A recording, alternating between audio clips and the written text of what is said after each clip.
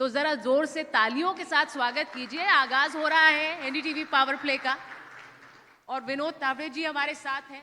महाराष्ट्र की राजनीति को इनसे बेहतर कोई नहीं समझता है और मुंबईकर को इनसे बेहतर कोई नहीं समझता है। तो मैं सबसे पहले तो यही कहूंगी कि अपने नेताओं से सवाल पूछने के लिए मुंबई आप तैयार हैं? आज जरा जोर से बताइए, जोर से आवाज हाँ कहकर बताइए। तो विनोद जी बहुत बहुत स्वागत आपका एनडीटीवी पावर प्ले में। धन्यवाद। आप विनोद तावड़े जी किसी पहचान के मोहताज नहीं है और अभी अभी ही is fresh from a victory in Bihar. Vinod ji वो मराठी मानुष हैं जिन्होंने बिहार में बीजेपी को जीत दिलाई, एक स्क्रिप्ट लिखी। अब बहुत सी उम्मीदें आपसे बीएमसी में की जा रही हैं।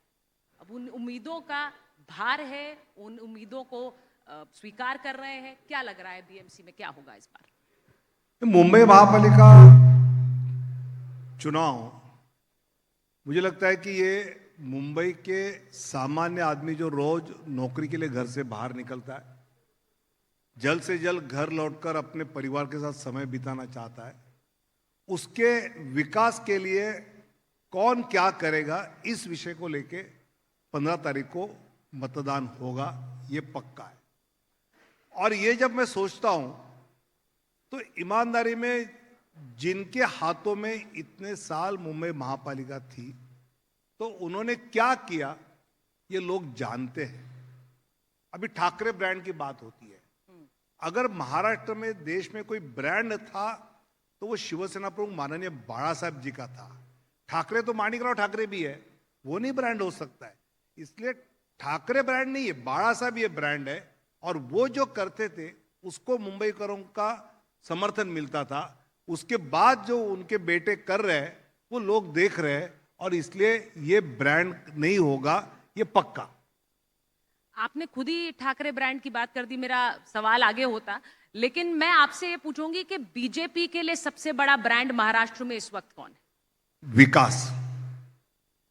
हम कहीं भी व्यक्ति का ब्रांड नहीं करते, हम विकास की बातें कहते हैं।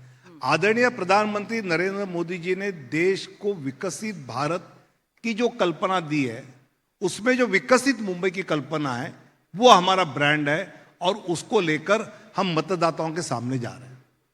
बीएमसी में जो जीत की स्ट्रैटेजी, मैंने अपने दर्शकों को भी बताया कि कैसे बिहार में आप बिहार में रहे, आप 3 साल तक वहीं कैंप कर रहे थे। बिहार की जीत का क्रेडिट एक तरह से विनोद तावड़े जी को जाता है। अब मुझे विनोद जी ये बताइए कि यहाँ पर जो एक स्ट्रैटेजी बीजेपी के लिए बीएमसी में तैयार की जा रही है, उस स्ट्रैटेजी के पीछे विनोद तावड़े हैं या देवेंद्र फडणवीस?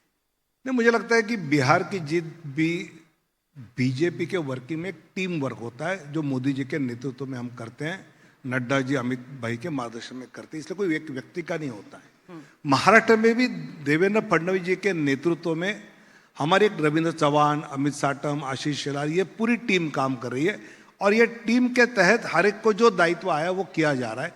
नेतृत्व देवेंद्र जी का और एकनाथ शिंदे जी का मुंबई और महाराष्ट्र के कई महापालिकाओं में पक्का है। मैंने सवाल आपसे इसलिए पूछा था क्योंकि बीजेपी के लिए इस वक्त महाराष्ट्र में आपने कहा चेहरा विकास है, लेकिन सबसे बड़ा जो एक पॉलिटिकल फिगर है अगर वो देवेंद्र फडणवीस हैं इस वक्त, तो क्या बीएमसी का जो चुनाव है उसका नतीजा एक तरह से उनके नेतृत्व पर भी एक वर्डिक्ट होगा? मुझे लगता है कि पार्टी की जीत ये पार्टी को ही जाती है। उसका नेतृत्व उस समय जो नेता करता है उसका भी स्वाभाविक उसमें उल्लेख होता है, लेकिन ये मैंडेट पार्टी के काम के प्रति ज्यादा होता है और उसको मानकर चलते हैं, जिसका नेतृत्व महाराष्ट्र में भाजपा की ओर से देवेंद्र फडणवीस, रविंद्र चौहान और मुंबई में अमित साटम जी तीनों मिलकर कर रहे हैं।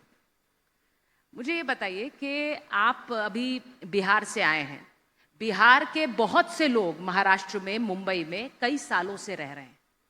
अगर वो आपसे पूछें कि क्या हम में से कोई मुंबई का मेयर बन सकता है, तो आप उन्हें क्या कहेंगे? मुझे लगता है कि मुंबई का मेयर जिसको बनना है वो चुनाव के नतीजे के बाद ही तय होगा और स्वाभाविकता देवेंद्र फडणवीस जी ने बहुत क्लियर किया है कि मुंबई का मेयर हिंदू होगा, मुंबई का मेयर मराठी होगा। इसमें सभी इसी बातों में सभी बातें आ गई है। नहीं, उन्होंने ये कह दिया हिंदू होगा मराठी होगा, इसीलिए मैं पूछ रही हूं कि अगर कोई बिहार और यूपी का यहाँ व्यक्ति जो रह रहा है कई सालों से, वो आपसे पूछे मैं क्यों नहीं बन सकता, तो जो देवेंद्र जी ने जवाब दिया है उसमें इसका जवाब आ ही गया है ना। मतलब नहीं बन सकता। जवाब आ गया है जी। मुझे लगता है कि कई बातें ये समझने वाली होती है, क्योंकि जो बार बार कहा जाता है कि मुंबई के विकास से नजर हटाने का प्रयास होता है और उसको फिर भाषा है या धर्म है इसके आधार पर लाने का प्रयास होता है। मुंबई के विकास को लेकर आदरणीय मोदी जी के नेतृत्व में महाराष्ट्र मुंबई में देवेंद्र जी के मार्गदर्शन में भारतीय जनता पार्टी, शिवसेना, महायुति ये कटिबद्ध है और वो करके रहेगी। अच्छा, बीएमसी के चुनाव में हम बार बार कहते हैं मुंबईकर जो हैं, जो आम लोग हैं, वो अपने लिए बिजली, सड़क, पानी इसकी व्यवस्था देखें, लेकिन विमर्श सारा जो है आपको लग रहा है उस पर हो रहा है। हिंदू मेयर होगा, मुसलमान मेयर क्यों नहीं हो सकता है, मराठी होगा, गैर मराठी नहीं हो सकता है, विमर्श तो सारा ये है। देखो, भारतीय जनता पार्टी की या शिवसेना महायुति की अलग अलग विज्ञापन फुल पेज आ रहे हैं, उसमें कहीं भी इन बातों का जिक्र नहीं है। पूरे विकास के बातों का ही जिक्र है। अब एक विज्ञापन निकाल के देखो हमारा, कि जिसमें हमने भाषा पे, धर्म पे या किसी बात पे, विकास की ही बात हो रही है। मीडिया में 30 मिनट के भाषण में एक लाइन जो आती है उसको हेडलाइन बनाते हैं और बाकी जो 29 मिनट की लाइनें हैं उस पर कुछ आता नहीं है। ये हमारी गलती नहीं है। हम जो विकास की बात कहते हैं वो आप बताते नहीं है। आपके दिमाग में जो एजेंडा है वो हमारे माथे पे मारते हैं। मुझे लगता है कि कुछ लोगों के दिमाग में होगा कि ये कहने से वोट मिलेंगे और इसलिए वो चलाते होंगे, लेकिन हमारे दिमाग में पक्का है विकास के आधार पर ही मुंबई वासियों ने वोटिंग किया है और वो करेंगे। नहीं, विकास की बात आप करते हैं, विज्ञापन में विकास है, लेकिन भाषणों में हिंदू मुस्लिम, भाषणों में मराठी गैर मराठी। मैं इसलिए पूछ रही हूं क्योंकि आप जब पिच करते हैं एक आम मुंबईकर और युवा मुंबईकर को, तो आपको लगता है कि वो उसके लिए सबसे बड़ा मुद्दा मराठी अस्मिता? मुझे लगता है कि हमने बहुत स्पष्ट किया है। मैं भारतीय जनता पार्टी या शिवसेना के नेताओं के 25 भाषण यहां अभी एनडीटीवी पे दिखाता हूं और उसमें आधे घंटे के भाषण में आप जो कह रहे हैं वो मुद्दे कितने मिनट के हैं और विकास के मुद्दे कितने मिनट के हैं, ये आप देखिए, जनता भी देखेगी।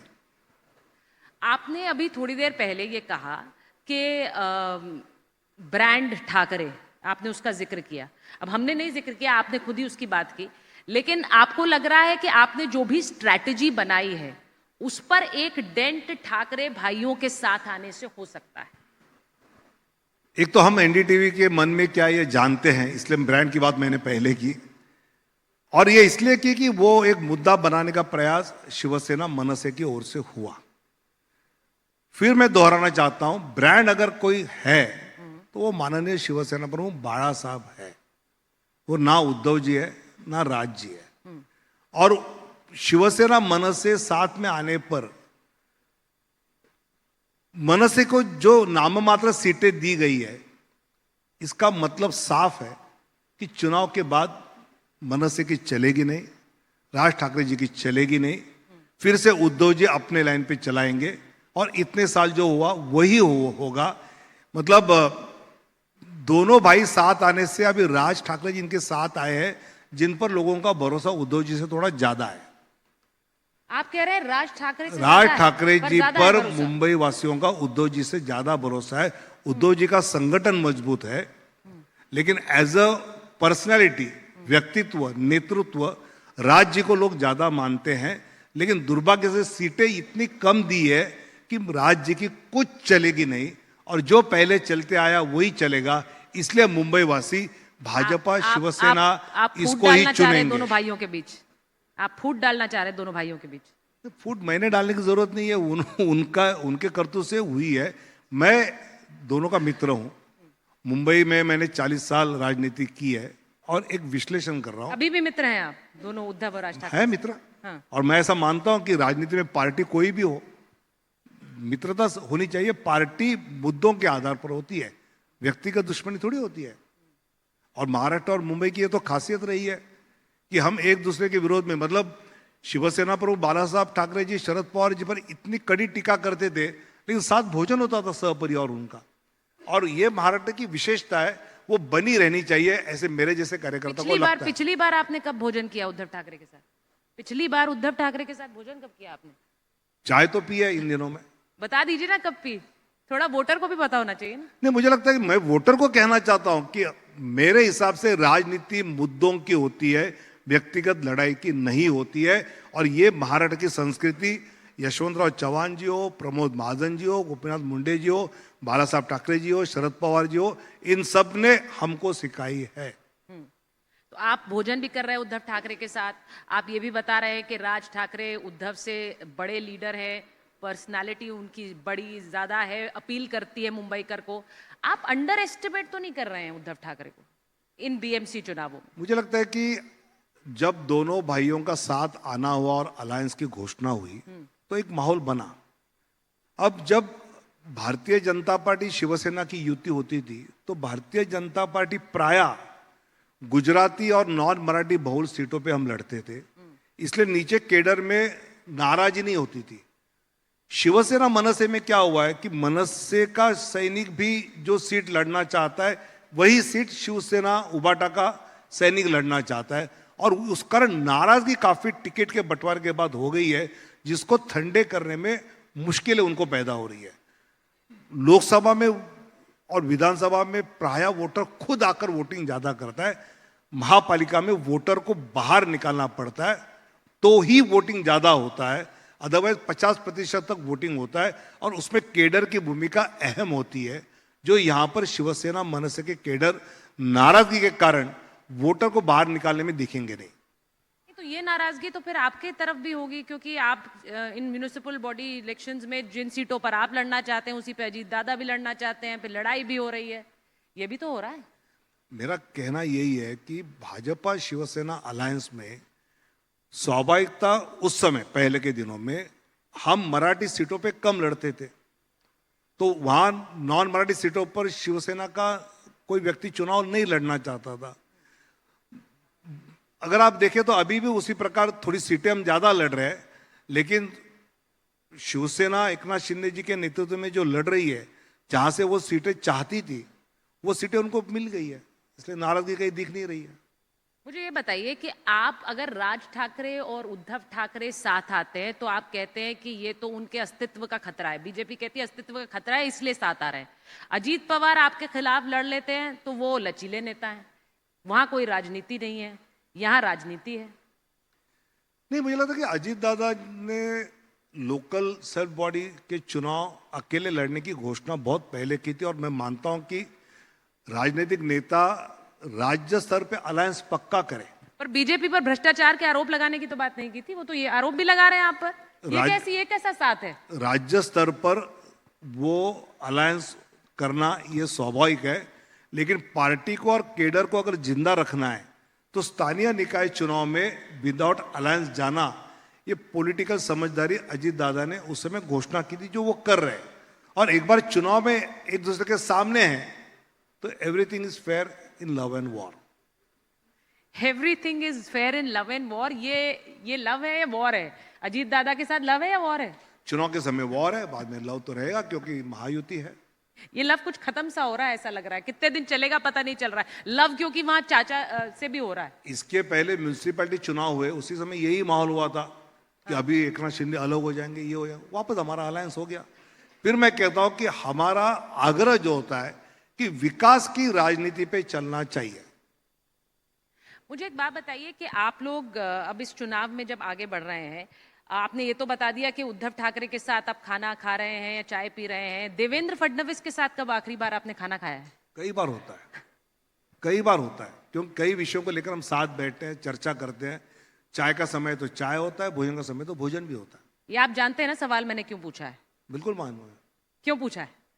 क्योंकि आपके मन में है कि भाई अलग अलग नेताओं में इस प्रकार की भावना बढ़े, लेकिन मतलब भारतीय जनता पार्टी आप जानते हैं कि ये सवाल, ये चर्चाएं हैं कि एक समय पे आप और देवेंद्र फडणवीस, कहा जाता था कि धुर विरोधी भी होते थे एक दूसरे के। मुझे लगता है कि भारतीय जनता पार्टी में ऐसा कभी माहौल रहा भी नहीं। कई विषयों पर मेरी देवेंद्र जी से चर्चा होती है। बिहार में पिछले बार वो चुनाव प्रभारी थे, तो जब मुझे बिहार का बात मिली तो मैंने देवेंद्र जी से मिलकर उनके ऑब्जर्वेशंस लिए। जब नगर निगम के चुनाव आए तो कुछ बातों पर देवेंद्र जी और मेरी चर्चा हुई। मुझे लगता है कि बीजेपी में ये बहुत सहज रूप में होता है जो बाहर दिखता है। अब मुझे बताइए, नितिन नवीन राष्ट्रीय कार्यकारी अध्यक्ष होगा या राष्ट्रीय अध्यक्ष होगा, ये मीडिया के इतने सीनियर लोग भी कभी सोच नहीं सकते थे। आपने हुआ सोचा कि था? नहीं? आपने सोचा था? बिल्कुल नहीं। आप लोग ने सोचे तो मैं कैसे सोचूंगा? बड़ा देखिए, बड़ी स्पष्टता से आपने ये बोला है कि आपने भी नहीं सोचा था, किसी ने सोचा नहीं, और इसीलिए वो एक बड़े सरप्राइज थे। आप बिल्कुल सही कह रहे हैं। अब आप लोग मैं उम्मीद कर रही हूँ बीएमसी में जैसा आप उम्मीद कर रहे हैं, आपको मैं शुभकामनाएं दूंगी, वहां कोई सरप्राइज ना हो। आप अपने लिए जाते जाते बस ये बता दीजिए, बीएमसी आप जीत रहे हैं, आप कितना लग रहा है आपको आंकड़ा होगा आप? मुझे लगता है कि भारतीय जनता पार्टी और शिवसेना और आरपीआई, इसकी महायुति बहुत क्लियर मेजोरिटी से आएगी, कंफर्टेबल मेजोरिटी से आएगी, और ये मेजोरिटी ये बताएगी कि आम मुंबई वासियों को मुंबई का विकास चाहिए और उनको इस नतीजे से वो मिलेगा। चलिए, विकास चाहिए, विकास के लिए मुंबई वोट कर रही है, हिंदू मराठी मेयर के लिए वोट कर रही है। आपकी स्ट्रैटेजी उन्हें कितना खींच पा रही है, ये 16 तारीख को पता चलेगा। विनोद जी बहुत बहुत धन्यवाद, तालियों के साथ बहुत धन्यवाद कीजिए विनोद तावड़े जी का।